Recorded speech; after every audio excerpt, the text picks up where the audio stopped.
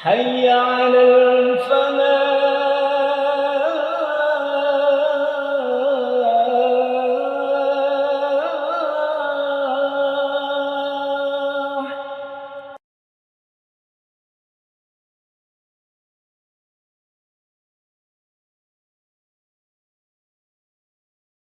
بسم الله الرحمن الرحيم. السلام عليكم ورحمة الله وبركاته.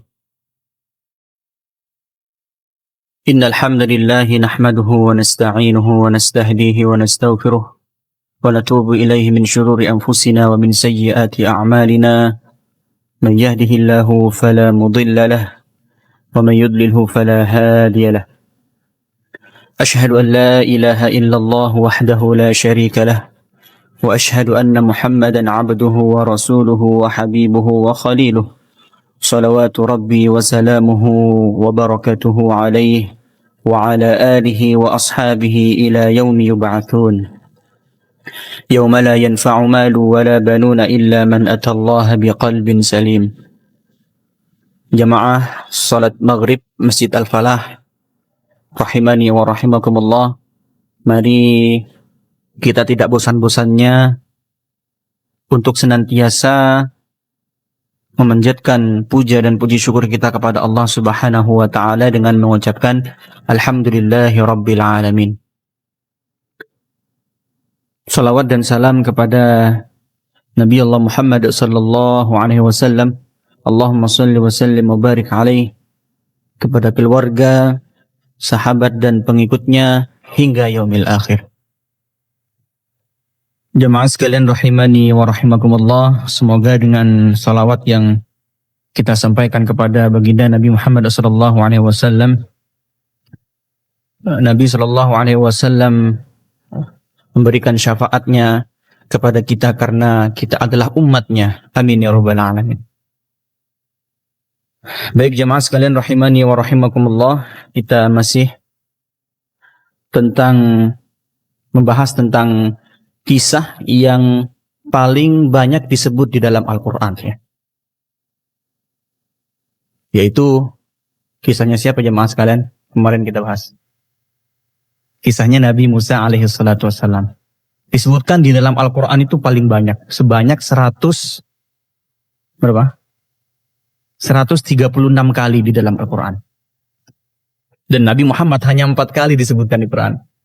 Sisanya 1 di dalam surat As-Saff itu Ahmad, ya. Jadi kisah Nabi Musa itu banyak sekali pengulangan di dalam Al-Quran. Ya, tersebar dari 30 surat, ya. Jadi surat itu kan ada 114, ya. Dan kisah Nabi Musa itu terdapat di 30 surat di dalam Al-Quran, ya, hampir sepertiganya, ya. Maka jemaah sekalian rahimani wa rahimakumullah, dan terdapat di 290 ayat, ya, yang membahas tentang kisah Nabi Musa alaihi salatu wassalam. Kemudian jemaah sekalian rahimani wa rahimakumullah, ya, kita membahas sedikit, ya, tentang tema yang kita sudah bahas tentang tujuan kisah di dalam Al-Quran, ya. Tentang tujuan kisah di dalam Al-Quran. Tujuannya apa, ya?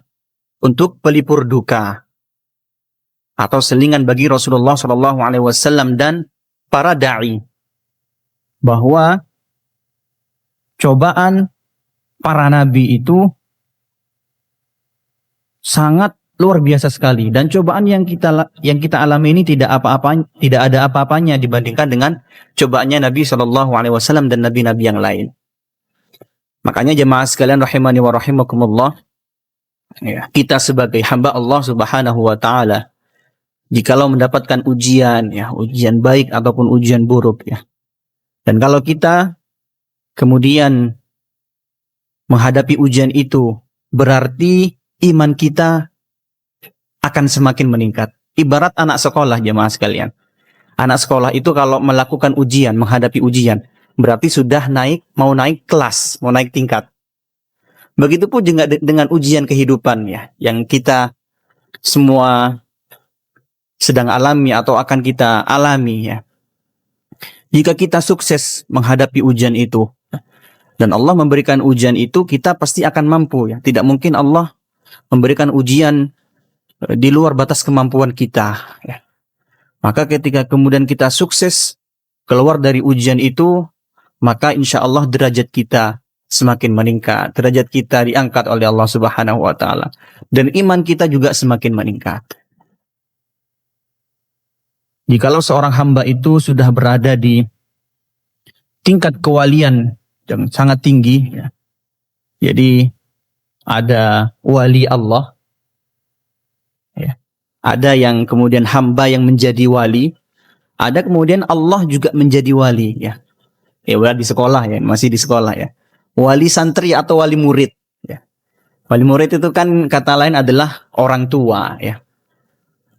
Orang tua yang ketika kecil dimandikan, ya, diberikan makan, dimasakkan, dikeloni kalau tidur, ya. Maka Allah sebagai wali kita, Allah Subhanahu wa Ta'ala akan menggerakkan segala apa yang kita lakukan. Bahkan Allah Subhanahu wa Ta'ala menjadi bagian dari pendengaran bagaimana wali-wali Allah itu mendengar. Sehingga para wali-wali Allah itu adalah orang yang ketika mendengarkan selalu mendengarkan hal yang baik-baik. Karena ada nilai kebaikan di dalam apa yang ia akan dengarkan. Ketika berbicara pun, Allah Subhanahu wa Ta'ala menjadi bagian bagaimana para wali-wali Allah itu berbicara. Dan para wali-wali Allah pun tidak akan berbicara kecuali pembicaraannya adalah pembicaraan yang baik. Karena di situ ada campur tangan Allah. Kemudian para wali-wali Allah itu ketika mereka melihat, memandang, maka karena di situ ada campur tangan Allah, bagaimana Allah berada di pandangan orang wali-walinya, maka para wali-wali Allah itu mereka tidak akan memandang kecuali memandang hal yang baik-baik. Tentu jemaah sekalian rahimani wa rahimakumullah, kita semuanya bisa mencapai tingkat itu.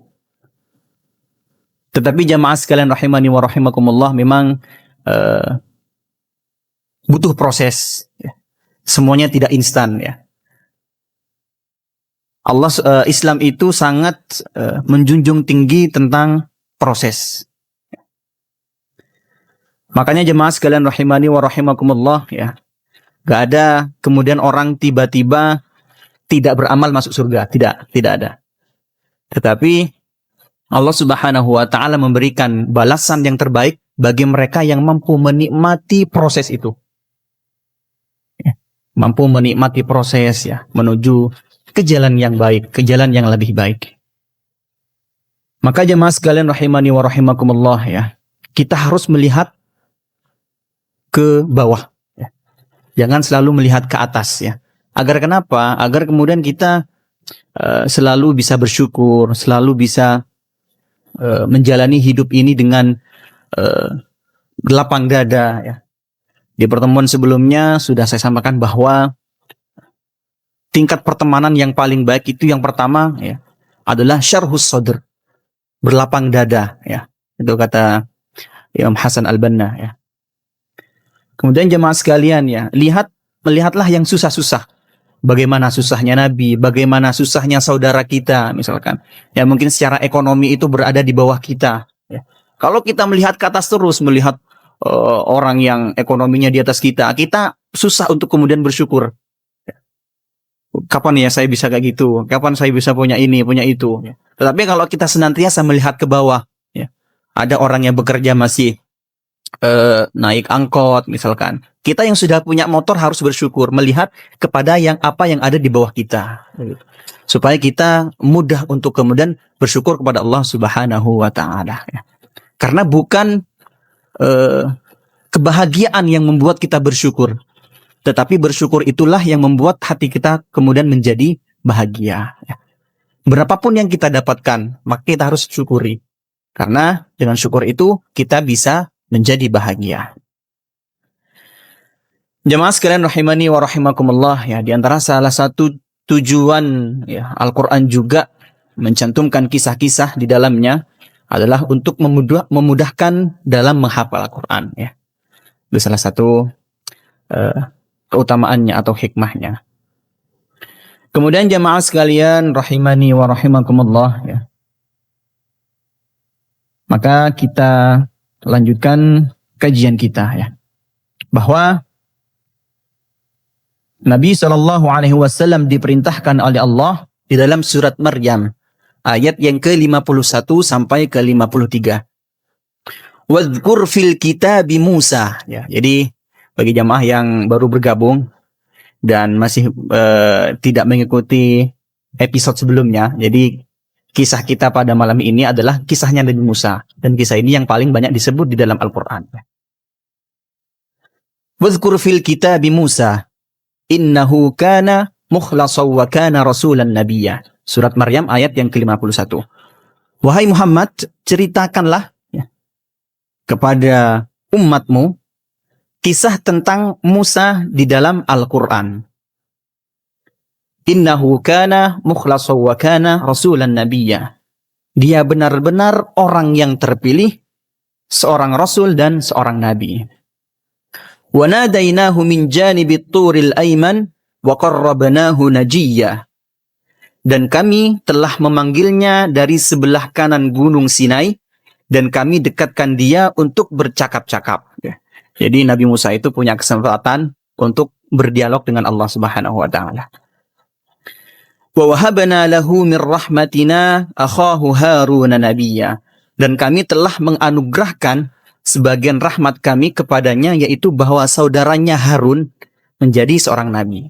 Jadi di kesempatan sebelumnya kita sudah sampaikan bersama bahwa Nabi Musa itu punya kakak namanya Harun, yang kemudian oleh Allah Subhanahu wa taala dijadikan nabi ya, bersama dengan Nabi Musa untuk berdakwah, untuk menyampaikan risalah kepada Fir'aun la'natullah alaih.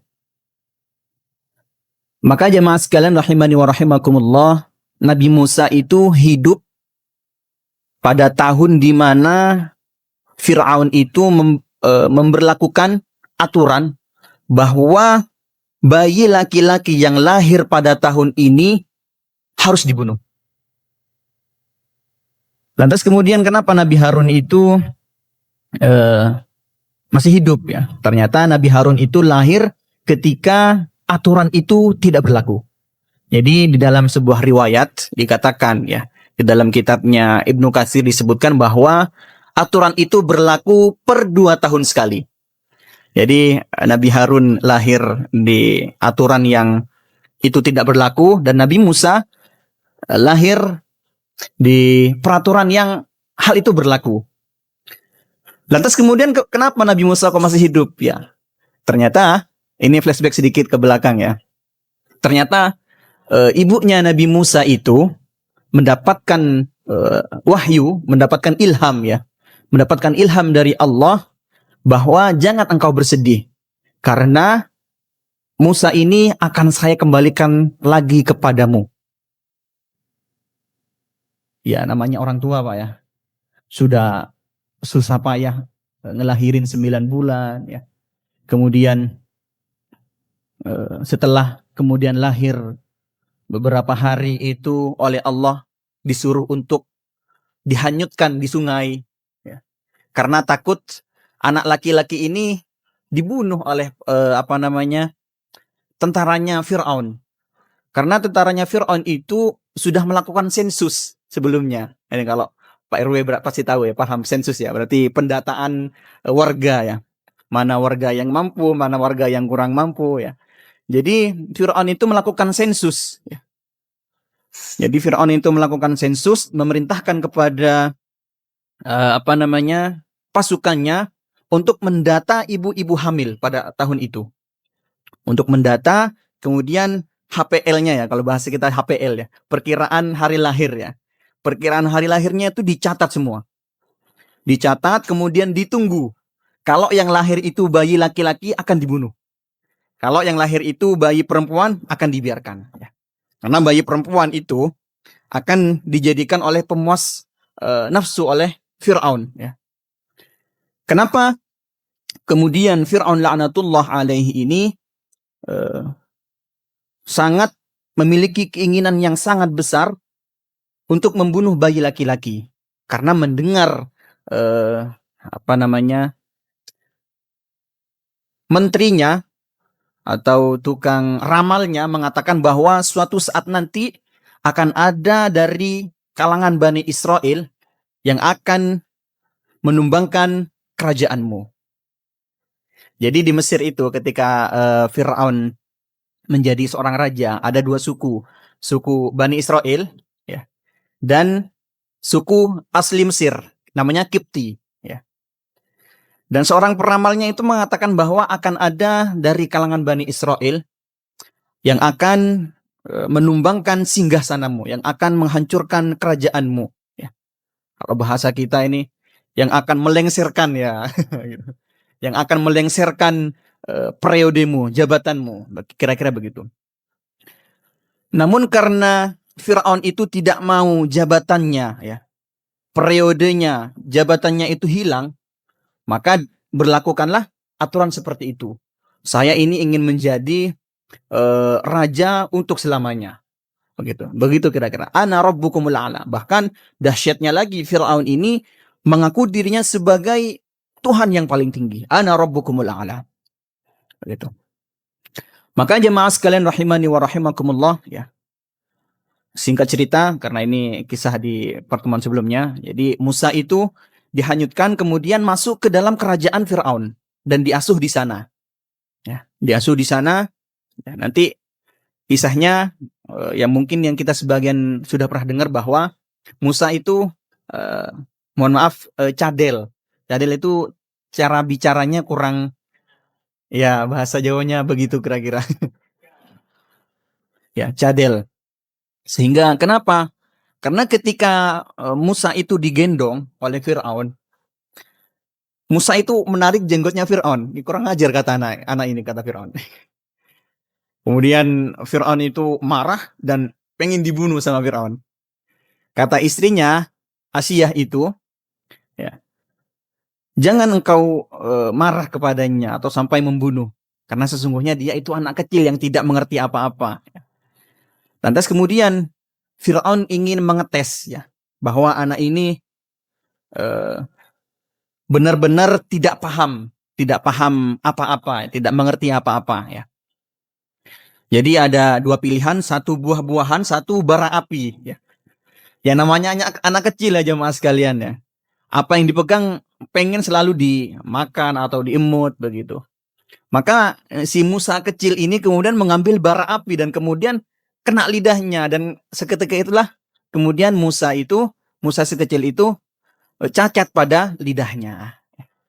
Maka nanti di periode selanjutnya Nabi Musa itu meminta kepada Allah agar supaya cadelnya ini sembuh sebagian, tidak sembuh total, ya.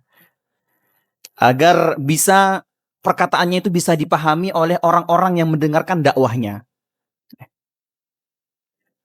Kemudian jemaah sekalian rahimani wa rahimakumullah, ya. Kita pernah tahu nggak sih, ya, berapa mukjizat Nabi Musa alaihi salatu wasallam? Mukjizat Nabi Musa itu, ya, banyak sebetulnya jemaah sekalian. Di dalam surat Al-Isra disebutkan ada 9 mukjizat yang Allah berikan kepada Nabi Musa alaihi salatu wasallam. Di dalam surat Al-Isra ayat yang ke-101. وَلَقَدْ آتَيْنَا مُوسَى 9 آيَاتٍ بَيِّنَاتٍ فَاسْأَلْ بَنِي إِسْرَائِيلَ إِذْ جَاءَهُمْ فَقَالَ لَهُ فِرْعَوْنُ إِنِّي لَأَظُنُّكَ يَا مُوسَى مَسْحُورًا. Dan sungguh kami telah memberikan kepada Musa 9 mukjizat yang nyata. Maka tanyakanlah kepada Bani Israel. Ketika Musa datang kepada mereka, lalu Fir'aun berkata kepadanya, Ya Musa mashuro. Ya. Sesungguhnya Musa ini, ya, aku mengira bahwa Musa ini benar-benar terkena sihir. Ya. Kisahnya Musa itu ada beberapa episode. Jadi episode ketika melawan Fir'aun dan episode setelah mengalahkan Fir'aun. Ya. Jadi kisah yang kita bahas bersama ini adalah episode di mana Nabi Musa menyampaikan risalah dan berperang dengan tongkatnya bersama saudaranya Harun melawan pasukan Fir'aun. Ya. Kemudian jemaah sekalian rahimani wa rahimakumullah. Apa itu 9 mukjizat yang Allah berikan kepada Nabi Musa alaihi salatu wassalam? Yang pertama, mungkin sudah sering kita dengar ya, yaitu tongkat yang menjadi ular. Ya. Itu mukjizat pertama Nabi Musa alaihi salatu wassalam. Ya. Jadi atas izin Allah, tongkat Nabi Musa dapat berubah menjadi ular besar yang kemudian mampu memakan tipuan sihir para penyihir Fir'aun. Ya. Allah berfirman di dalam surat Thaha ayat yang ke-20. Fa'alqaha fa'idha hiya hayyatun tas'a. Ya. Lalu Musa melemparkan tongkat itu, maka tiba-tiba ia menjadi seekor ular yang merayap dengan cepat. Itu mukjizat yang pertama. Kemudian mukjizat yang kedua dari 9 mukjizat Nabi Musa alaihi salatu wassalam adalah apa? Mungkin kita sudah sering mendengar, yaitu mampu membelah lautan. Ketika ini adalah mukjizat yang paling ikonik ya, yang sering kali kita dengarkan ya. Di mana Nabi Musa alaihi salatu wassalam memukulkan tongkatnya ke Laut Merah ya, atas perintah Allah, sehingga laut itu terbelah menjadi jalan yang kering dan menyelamatkan Bani Israel dari kejaran tentara Fir'aun. Jadi ayatnya adalah di dalam surat Asy-Syu'ara ayat yang ke-63. Fa'auhayna ila Musa an idrib bi'asaka al-bahr fanfalaqa fakana kullu firkin kattawdil 'azim. Lalu kami wahyukan kepada Musa, pukullah laut itu dengan tongkatmu. Maka terbelahlah lautan itu dan setiap jalan belahan seperti gunung yang besar. Kemudian mukjizat yang ketiga adalah tangan yang bercahaya. Ya. Jadi saat tangan Nabi Musa alaihi salatu wassalam dimasukkan ke kantongnya, ya, atau di ayat lain itu seperti ini ya jemaah, dimasukkan ke ketiaknya, maka tatkala menarik kembali tangan itu kemudian bercahaya, memancarkan cahaya putih yang sangat terang benderang. Ya. Ayatnya adalah di dalam surat Thaha ayat yang ke-22. Wadmum yadaka ila janahika takhruj bayda'a min ghairi su'in ayatan ukhra. Dan kepitlah tanganmu ke ketiakmu. Niscaya ia keluar menjadi putih bercahaya tanpa cacat sebagai mukjizat yang lain. Kemudian yang berikutnya adalah mukjizat kemarau, musim kemarau dan kelaparan. Ini yang kemudian Allah timpakan kepada kaumnya Fir'aun la'natullah alaih, ketika Fir'aun itu dan para pasukannya, sebagian pasukannya itu tetap membangkang tidak beriman kepada Allah dan Rasulnya. Ya. Jadi Allah memberikan azab ya, kepada Fir'aun dan para pengikutnya, yaitu berupa musim kemarau dan kelaparan. Ya. Jadi Allah menimpakan musim paceklik, ya, kekeringan yang sangat panjang, ya, dan menyebabkan gagal panen, ya, dan kekurangan buah-buahan bagi kaum Fir'aun. Ya. Itu terdapat di dalam surat Al-A'raf ayat yang ke-130. Walaqad akhadna ala fir'auna bis-sinin wa naqsim minats tsamarati la'allahum yadhakkarun. Dan sungguh kami telah menghukum Fir'aun dan kaumnya dengan mendatangkan musim kemarau bertahun-tahun dan kekurangan buah-buahan agar mereka mengambil pelajaran. Meskipun pada akhirnya Fir'aun itu beriman kepada Nabi Musa di penghujung akhir hayatnya. Kemudian yang berikutnya, yang kelima sampai yang ke-9, itu terdapat di dalam satu ayat, yaitu di dalam surat Al-A'raf ayat 133. Apa itu? Mukjizatnya Nabi Musa yang kemudian ditimpakan kepada Fir'aun dan kaumnya. Fa arsalna 'alaihimut tufan wal jarad wal qummal wad-dhafadi'a wad-dama ayatin mufassalat fastakbaru wa kanu qauman mujrimin. Ya. Jadi mukjizat Nabi Musa alaihi salatu wassalam yang berikutnya adalah Allah kirimkan kepada Fir'aun dan kaumnya itu berupa angin yang kencang, tufan ya, angin topan kalau bahasa kita. Wal jaradah ya, wabah belalang ya. Yang kemudian datangnya serangan hama itu membuat rumah-rumah ya, tempat tidur hingga makanan Fir'aun itu terkerubuni. Ya. Kemudian wal qummal yaitu kutu, wabah kutu.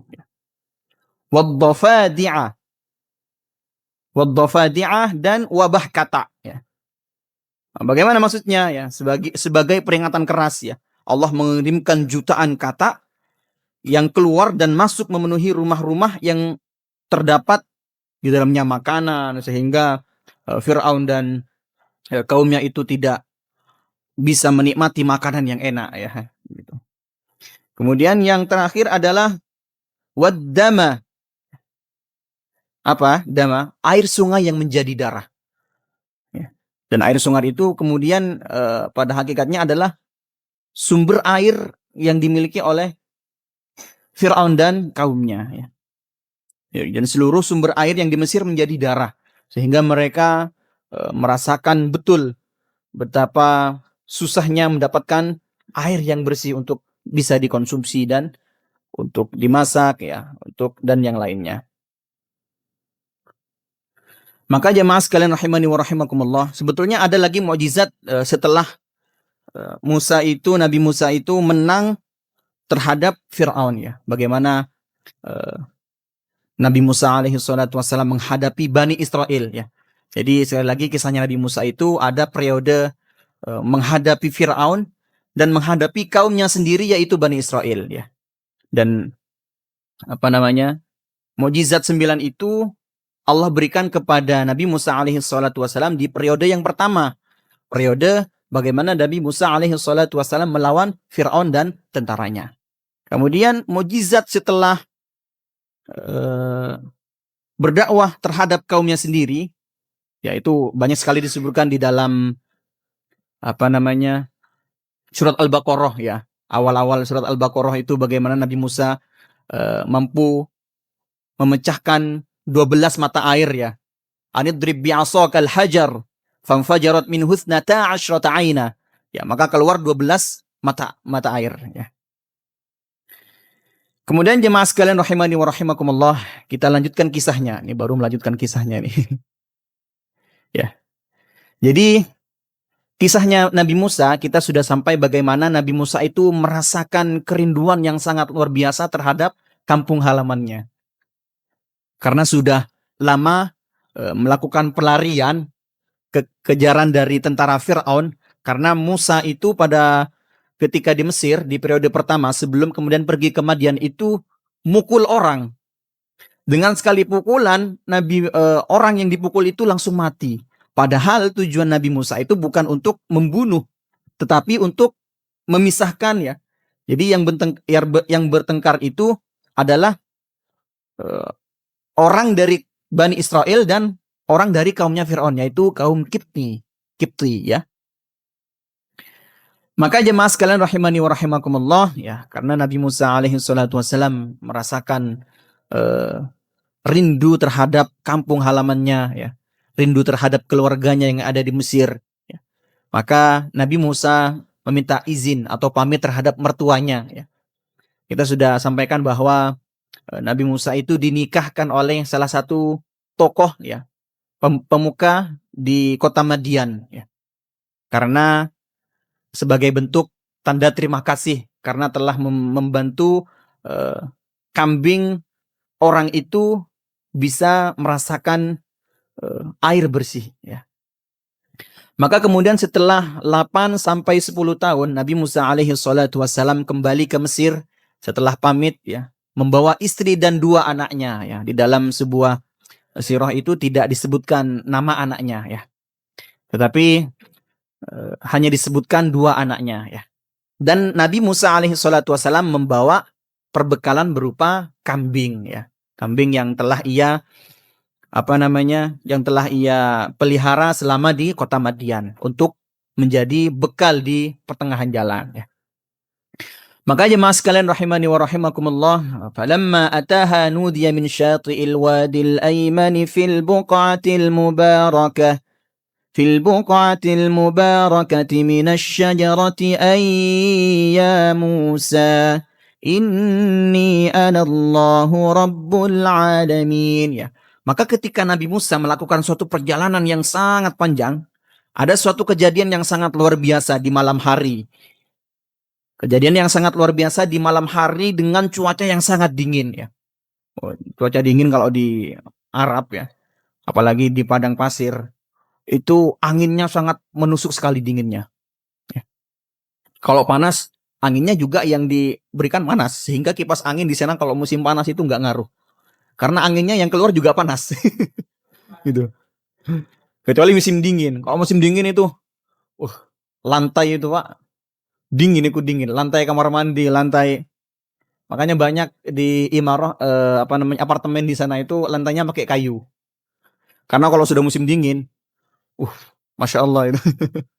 Tapi ya kita alhamdulillah hidup di Indonesia ya. Panas nggak panas banget, dingin nggak dingin banget. Ya. Tapi ya kalau kita pernah hidup di Timur Tengah itu panas banget, dingin banget. Apalagi di Sudan itu ya. Guru saya yang pernah lama kuliah di Sudan. Sudan itu cuacanya cuma 2. Panas sama panas sekali. Saking panasnya. Jadi Nabi Musa alaihi salatu wassalam ya, mengalami hal yang sangat luar biasa pada malam hari. Apa itu? Nabi Musa melihat dari kejauhan ada kobaran api, ada semacam cahaya. Entah keluarganya, istri dan anak-anaknya, di sebagian riwayat disebutkan bahwa istri dan anak-anaknya itu tidak melihat, dan hanya Nabi Musa saja yang melihat. Karena memang tidak sembarangan orang yang bisa melihat cahaya itu, kata sebagian riwayat ya. Maka jemaah sekalian rahimani wa rahimakumullah, kemudian Nabi Musa mendekati cahaya itu dan mengatakan dan berkata kepada anak dan istrinya, "Wahai istriku, wahai anak-anakku, kalian tunggu di sini dulu ya." Ini bahasa saya kira-kira begini, Pak. Kalian tunggu di sini dulu ya. Saya itu kok seperti melihat ada api ya. Namanya cuaca dingin, melihat api itu sangat sumringah ya, sangat excited. Agar api itu bisa menghangatkan kalian atau kita semua. Atau paling tidak ada kabar gembira, kabar bagus yang bisa saya dapatkan begitu. Karena ternyata Nabi Musa waktu itu tersesat ya. Karena gelap gulita. Dengan mendapatkan api itu supaya bisa menerangi jalan. Itu salah satu tujuannya juga ya. Maka jemaah sekalian rahimani wa rahimakumullah ya. Ketika sampai atau dekat dengan sumber cahaya itu, ada suara yang sangat keras sekali dan mengatakan, "Inni anallahu rabbul alamin." Ya. Bayangin jemaah, gelap, dingin, kemudian tiba-tiba ada suara ya. Agak horor sebetulnya. Sebagai manusia ya, manusiawi ya. Ya pasti merasakan hal yang kaget ya, atau campur aduk perasaannya ya. Wahai Musa, ya Musa, inni anallahu rabbul alamin. Wahai Musa, sungguh aku adalah Allah, Rabb semesta alam. Ya. Maka inni ana rabbuka fakhla'na 'alaik innaka bil wadil muqaddasi tuwa.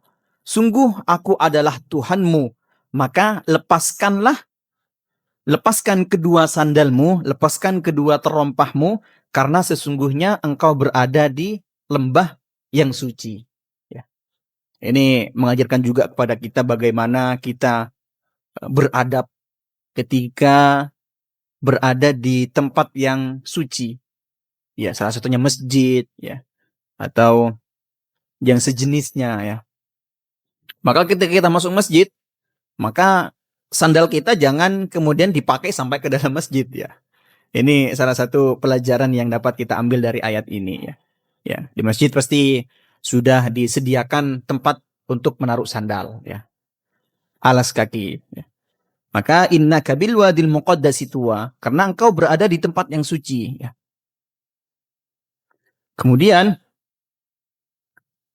ketika Nabi Musa alaihi salatu wassalam mendapatkan mukjizat dari Allah Subhanahu wa taala, awal mulanya Allah bertanya kepada Nabi Musa, "Wa ma tilka biyaminika ya Musa?" Wahai Musa, ya, apa yang ada di tangan kananmu itu? Ya. Qala hiya 'asai atawakka'u 'alaiha wa ahushu biha 'ala ghanami wa liya fiha ma'arib ukhra. Ini di dalam surat Thaha ayat yang ke-17 dan ayat 20. Ayat yang ke-17 dan 18. Allah bertanya, "Wahai Musa, apa yang ada di tangan kananmu itu?" Ya, namanya Nabi Musa itu adalah seorang pengembala kambing ya, ketika berada di kota Madian ya. Sehingga ketika melakukan perjalanan menuju Mesir juga tetap membawa tongkat untuk kira-kira mengatur jalannya kambing yang ia bawa ya. Maka ini adalah tongkatku wahai Allah ya. Aku bertumpu kepadanya dan aku merontokkan daun-daunan dengannya untuk makan kambingku, makanan kambingku ya. Dan bagiku masih ada lagi manfaat yang lainnya ya. Dan tongkat ini aku sangat kenal sekali dengan tongkat ini ya. Dikisahkan pula bahwa tongkat ini oleh Nabi Musa diserabutin agar bisa bercabang ujungnya begitu ya. Kemudian qala alqiha ya Musa ya. Wahai Musa, lemparkan tongkat yang kamu pegang itu ya. Ini yang kemudian menjadi mukjizatnya Nabi Musa. Fa'alqaha fa'idha hiya hayyatun tas'a. Lalu Musa melemparkan tongkat itu, maka tiba-tiba tongkat yang Nabi Musa lemparkan itu menjadi ular yang merayap dengan cepat.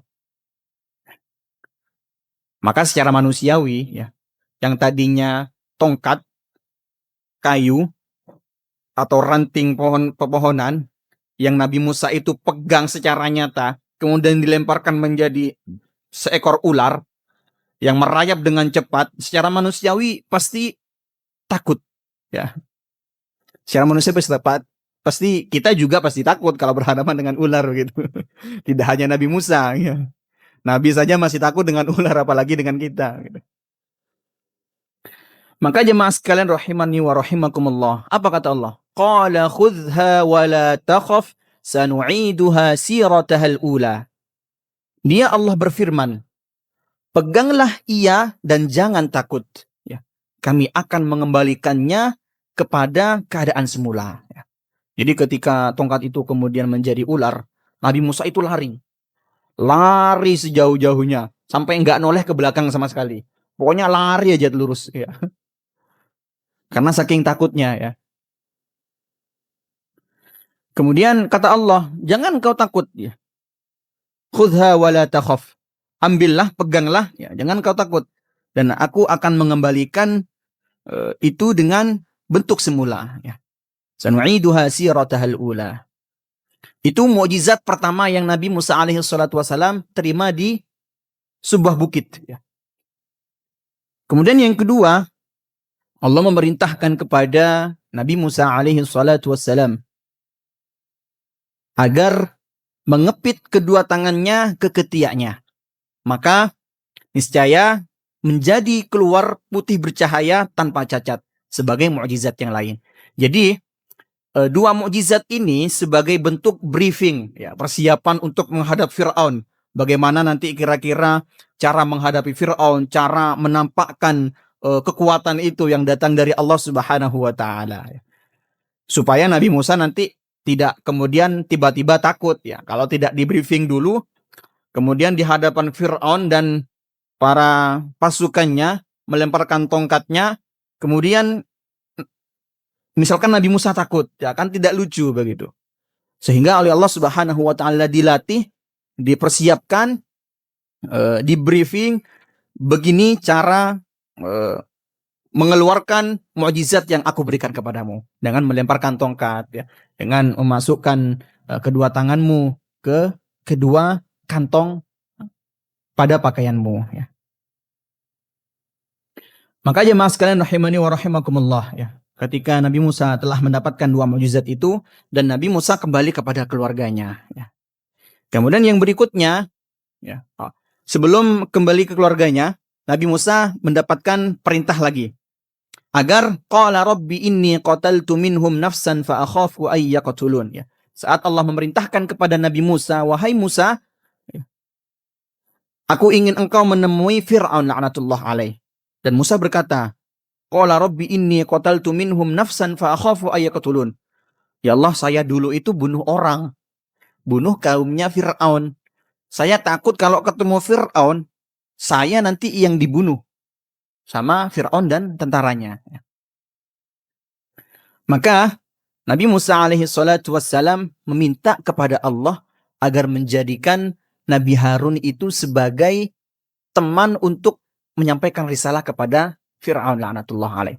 Wa akhi Harun huwa afsahu minni lisana fa arsilhu ma'i yarid ay yusaddiquni inni akhafu ay yukadzibun, ya. Dan saudaraku Harun, dia itu afsahu minni, lebih fasih, ya, lebih lancar ngomongnya daripada aku.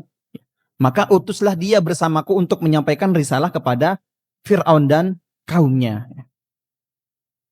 Karena aku takut, ya, mereka akan mendustakanku. Ya.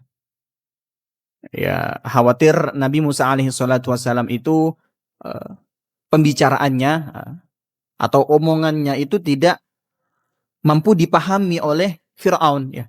Ini mau ngapa orang ini, ya, kira-kira begitu. Ya. Kok ngomongnya nggak jelas, ngomongnya belibet. Ya. Maka Nabi Musa meminta kepada Allah agar menjadikan saudaranya Harun itu sebagai partner untuk berdakwah, menyampaikan risalah kepada Fir'aun laknatullah alaih. Qala sanashuddu 'adudaka bi akhika wa naj'alu lakuma sultanan fala yasiluna ilaikuma bi ayatina antuma wa man ittaba'akumal ghalibun. Dan dia Musa, ya, dia Allah berfirman, kami akan menguatkan engkau, membantumu dengan saudaramu, ya. Jadi saat itu juga Allah Subhanahu wa taala menjadikan Nabi Harun, ya, Harun menjadi seorang nabi, ya, dan bersamai Nabi Musa alaihi salatu wasallam dan berdakwah. Antuma bi ayatina antuma wa man ittaba'akumal ghalibun, ya. Kamu berdua dan orang yang mengikuti kamu yang akan menang, ya. Jemaah sekalian rahimani wa rahimakumullah, ya. Kemudian berikutnya adalah bagaimana Musa menyampaikan bukti-bukti kepada Fir'aun. Fa'tiya fir'auna faqula inna rasulu rabbil alamin. Isa, jam berapa? Baik, kita tambahkan sedikit, ya. Ini kisahnya Fir'aun sangat panjang sebelumnya, jemaah. Karena Fir'aun itu termasuk yang kisahnya disebutkan di dalam Al-Quran dari lahir sampai kemudian berdakwah terhadap kaumnya, ya. Dari lahir disebutkan di dalam Al-Quran Nabi Musa itu, ya. Di dalam surat Al-Qasas awal-awal disebutkan, ya. Kemudian Musa berhadapan dengan Fir'aun laknatullah alaih. Berhadapan dengan Fir'aun dan ditemani oleh saudaranya Harun dan mengatakan di hadapan Fir'aun, inna rasulu rabbil alamin. Sesungguhnya kami adalah rasul-rasul Tuhan seluruh alam, ya. Rabbku menganugerahkan ilmu kepadaku, ya. Serta Allah, Rabbku juga menjadikan aku salah seorang di antara rasul. Maka Fir'aun membantah, ya, atau berkata, wahai Musa, bukankah kamu dulu itu diasuh dengan olehku? Kata Fir'aun. Kok kamu sekarang tiba-tiba datang menantangku? Kamu ini tidak ada tanda terima kasihnya. Kira-kira begitu bahasanya. Nggak lama, ya. Tidak ada tanda terima kasihnya. Lama menghilang, datang-datang tiba-tiba menantang saya, ya, kira-kira begitu. Maka jemaah sekalian rahimani wa rahimakumullah, ya. Rabbku menganugerahkan, ya. Lalu Fir'aun itu bertanya, siapa Rabbmu itu? Qala rabbus samawati wal ardi wa ma bainahuma in kuntum muqinin. Rabbku adalah pencipta langit dan bumi dan apa yang ada di antara keduanya, itulah Tuhanmu jika kamu mempercayainya. Maka Fir'aun ya, yang namanya seorang raja yang mengaku dirinya sebagai Tuhan, tidak mau, tidak terima kalau ada Tuhan yang mampu menyaingi dirinya ya. Maka Fir'aun mengingkari adanya pencipta tabaraka wa ta'ala dan mengaku dirinya sebagai Tuhan bahkan. Ya, maka Fir'aun itu kemudian mengumpulkan para pembesarnya, menteri-menterinya, ya, wazirnya, ya, lalu berseru memanggil kaumnya seraya berkata, Ana rabbukumul a'la. Ya. Jadi Fir'aun itu ingin menunjukkan bahwa dirinya adalah Tuhan yang paling tinggi dan memanggil seluruh orang-orang yang ada di dekatnya bahwa kalian harus menganggap aku sebagai Tuhan. Ya, kira-kira begitu kata Fir'aun. Maka apa kata Nabi Musa alaihi salatu wassalam? Apakah engkau akan melakukan itu sekalipun aku tunjukkan kepadamu suatu bukti yang nyata? Oke, kalau begitu kata Fir'aun. Silahkan tunjukkan apa yang akan engkau tampakkan, tunjukkan sesuatu ya. Maka Nabi Musa alaihi salatu wassalam melemparkan tongkatnya dan tiba-tiba tongkat itu menjadi ular besar yang sebenarnya ya. Dan mengeluarkan tangan dari kantongnya juga, kemudian mengeluarkan cahaya ya. Cahaya putih yang sangat bercahaya dan kemudian tanpa cacat ya.